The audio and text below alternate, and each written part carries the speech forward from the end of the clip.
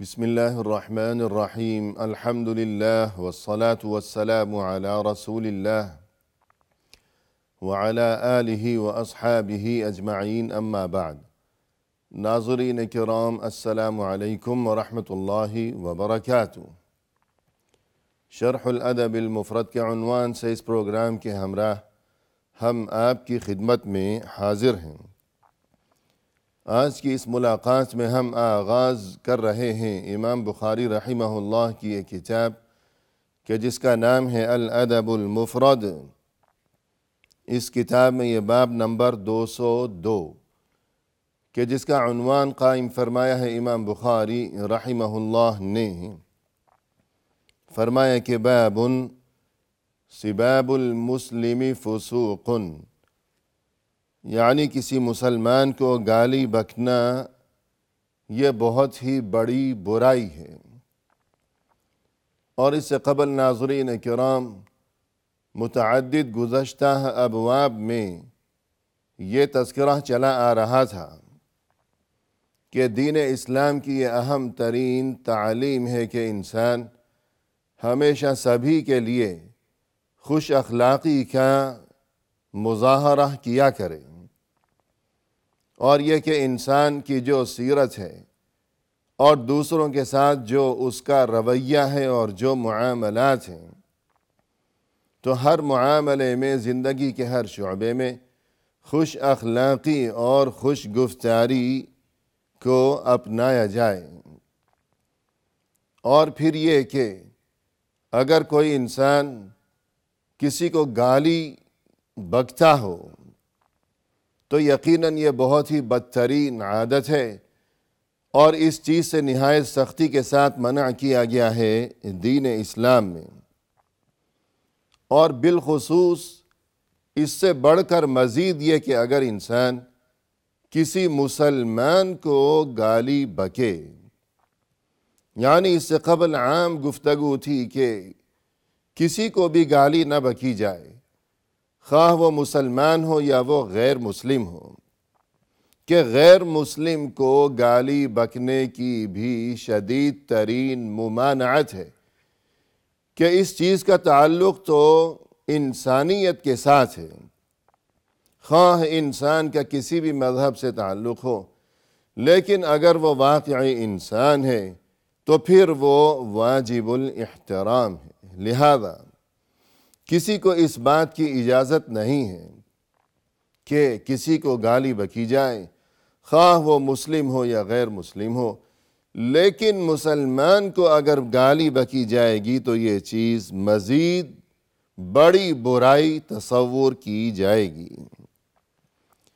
ہمارے سامنے یہ حدیث ہے کہ جس کا نمبر ہے 429۔ فرمایا کہ عن سعد بن مالک رضی اللہ عنہ عن النبی صلی اللہ علیہ وسلم قال سباب المسلم فسوق۔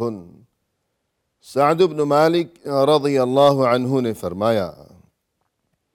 کہ رسول اللہ صلی اللہ علیہ وسلم نے یوں ارشاد فرمایا ہے، فرمایا کہ سباب المسلم فسوق، یعنی کسی مسلمان کو گالی بکنا یہ بہت ہی بڑی برائی ہے۔ اور یہاں فسوق کا لفظ استعمال کیا گیا کہ جس کا ترجمہ ہم نے یوں کیا ہے کہ بہت بڑی برائی۔ تو بقول اہل علم ہمیں یہ بات معلوم ہونی چاہیے کہ یہ فسوق کیا چیز ہے۔ فسوق کے لفظی معنی ہے الخروج عن طاعت اللہ، یعنی اللہ کی اطاعت سے باہر نکل جانا، کہ انسان اللہ کی بندگی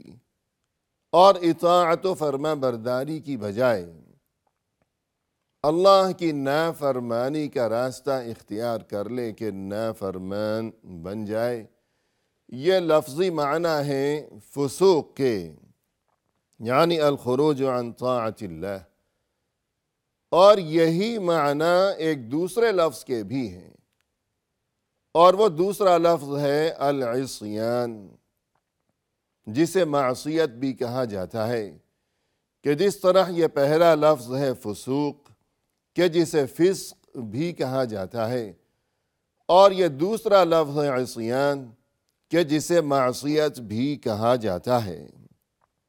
تو یہ دونوں الفاظ یعنی فسوق اور پھر عصیان دونوں ہم معنی ہیں، دونوں کے یہی معنی ہیں کہ اللہ کی اطاعت و فرما برداری سے نکل جانا اور اللہ کی فرما برداری کو چھوڑ کر اس کی نافرمانی کو اختیار کر لینا۔ اب ظاہر ہے کہ اللہ کی نافرمانی یہ تو بہت ہی قبیح ترین معاملہ ہو جائے گا، اور پھر مزید یہ کہ قرآن کریم میں یہ ارشاد ہوا، فرمایا کہ حبب الیکم الایمان وزینہ فی قلوبکم وکرہ الیکم الکفر والفسوق والعصیان، کہ قرآن کریم میں اللہ سبحانہ وتعالی کی جانب سے اہل ایمان کو اللہ کی طرف سے یہ عظیم احسان اور یہ نعمت یاد دلائی گئی ہے کہ دیکھو اللہ نے اپنے خاص فضل و کرم سے تم پر یہ احسان عظیم فرما دیا ہے کہ اس نے ایمان کو تمہارے نزدیک پسندیدہ بنا دیا ہے، کہ تمہارے دلوں کی گہرائیوں میں اللہ پر ایمان اب راسخ و پیوست ہو چکا ہے، مضبوط و مستحکم ہو چکا ہے، کہ اب تمہارے دلوں میں ایمان سے بہت زیادہ محبت ہے، اور یہ ایمان تمہارے نزدیک بہت ہی پسندیدہ ترین چیز ہے۔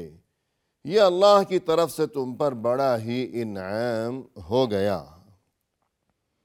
اور پھر اس کے برعکس، اس کے بالمقابل فرمائے کہ وَكَرَّهَ إِلَيْكُمُ الْكُفْرَ وَالْفُسُوقَ وَالْعِصْيَانَ، اللہ نے تمہارے دلوں میں نفرت ڈال دی کفر کے خلاف اور فسوق کے خلاف اور عصیان کے خلاف، یعنی پسندیدہ بنا دیا تمہارے نزدیک ایمان کو، اور اس کے بالمقابل ناپسندیدہ بنا دیا تمہارے نزدیک کفر کو اور فسوق کو اور عصیان کو، یعنی ایک جانب ہے وہ چیز کہ جس کا نام ہے ایمان، اور اس کے برعکس، اس کے مقابلے میں دوسری جانب تین چیزیں ہیں، یا تو کفر کہ انسان یا تو مؤمن ہے، مؤمن خالص، ورنہ اس کے مقابلے میں تین درجات ہیں کہ تین درجات میں سے کوئی ایک درجہ ہوگا اس انسان کا جو کہ حقیقی مؤمن نہیں ہے۔ سب سے پہلا درجہ کفر، یعنی وہ کافر ہوگا، کہ سیدھی سی بات ہے کہ مؤمن نہیں ہے تو پھر وہ کافر ہے۔ لیکن کفر کے بعد دوسرا درجہ الفسوق، یعنی وہ مکمل کافر تو اگرچہ نہیں ہے لیکن وہ مکمل مؤمن بھی نہیں ہے، تو پھر وہ کیا ہے؟ پھر وہ فاسق ہے۔ اور یا پھر تیسرا درجہ کہ نہ تو وہ مکمل مؤمن ہے، نہ ہی وہ مکمل کافر ہے، اور وہ فاسق بھی نہیں ہے، بلکہ وہ عصیان میں مبتلا ہے، وہ عاصی ہے، وہ اللہ کا نافرمان ہے، کہ اس کی کیفیت ایسی ہے، اس کے طور طریقے ایسے ہیں، اس کا اخلاق ایسا ہے، دوسروں کے ساتھ اس کے معاملات ایسے ہیں، اور اللہ کی اطاعت و عبادت اور فرما برداری کے سلسلے میں اس کی کیفیت ایسی ہے کہ جس کی وجہ سے اب وہ خالص مؤمن نہیں رہا، بلکہ اس کی ان ناپسندیدہ حرکتوں کی وجہ سے اس کی جو ایمانی کیفیت ہے وہ ہمیشہ متاثر و مجروح ہوا کرتی ہے۔ تو یوں ناظرین کرام بچانا یہ مقصود ہے کہ فسوق، یہ جو فرمایا کہ سباب المسلم فسوق، کسی مسلمان کو گالی بکنا یہ تو فسوق ہے۔ تو یہ جو فسوق یہ بہت ہی نازک ترین معاملہ ہے۔ کیوں؟ اس لیے کہ جیسا کہ ہم نے تذکرہ کیا کہ ایک طرف ہے ایمان اور اس کے مقابلے میں ہے کفر، اور کفر کے بعد جو چیز ہے برائی میں کفر کے بعد، یعنی کفر سے معمولی سا نچلا درجہ کہ مکمل کافر تو اگرچہ نہیں ہے لیکن مکمل مؤمن بھی نہیں ہے، تو یہ نچلا درجہ ہے الفسوق، کہ اب یہ فاسق ہے۔ اور یہ جو فسوق ہے یہ عصیان سے اونچا درجہ ہے، کہ عصیان یعنی اللہ کی نافرمانی، جو کہ بہت ہی بدترین چیز ہے، تو اس سے بھی بڑھ کر زیادہ بدترین چیز ہے الفسوق۔ اور وہ شخص جو مسلمان کو گالی بکے وہ فسوق میں مبتلا ہے، یعنی مکمل کافر تو نہیں ہے اگرچہ، لیکن وہ مکمل مؤمن بھی نہیں ہے بلکہ وہ فاسق ہے۔ اور اس کے بعد ناظرین کرام ہمارے سامنے یہ حدیث ہے، فرمایا کہ عن انس رضی اللہ عنہ قال لم يكن رسول الله صلى الله عليه وسلم فاحشا ولا لعانا ولا سبابا، كان يقول عند المعتبة ما له ترب جبينه۔ رسول اللہ صلی اللہ علیہ وسلم کے یہ جلیل القدر صحابی اور آپ صلی اللہ علیہ وسلم کے خادم خاص یعنی حضرت انس بن مالک رضی اللہ عنہ فرماتے ہیں، فرمایا کہ رسول اللہ صلی اللہ علیہ وسلم فاحش نہیں تھے، یعنی بد زبانی کرنے والے، فحش گفتگو اور بے حیائی کی باتیں کرنے والے نہیں تھے، اور نہ ہی لعنت ملامت کیا کرتے تھے کہ لعن طعن کے سلسلے، اور نہ ہی کبھی کسی کو گالی بکا کرتے تھے۔ البتہ یہ کہ بعض اوقات اگر کسی کی کوئی بات ناپسند آتی تو ناراضگی کے اظہار کے طور پر یا اسے تنبیہ کے طور پر آپ صلی اللہ علیہ وسلم فقط یوں کہا کرتے تھے کہ ما لہ تریب جبینہ، کہ ارے اسے کیا ہو گیا، اس کی پیشانی خاک آلود ہو جائے، پیشانی خاک آلود ہو جائے، بس اتنی سی بات کہا کرتے تھے غصے کے وقت، نہ یہ کہ گالیوں کا طوفان ہو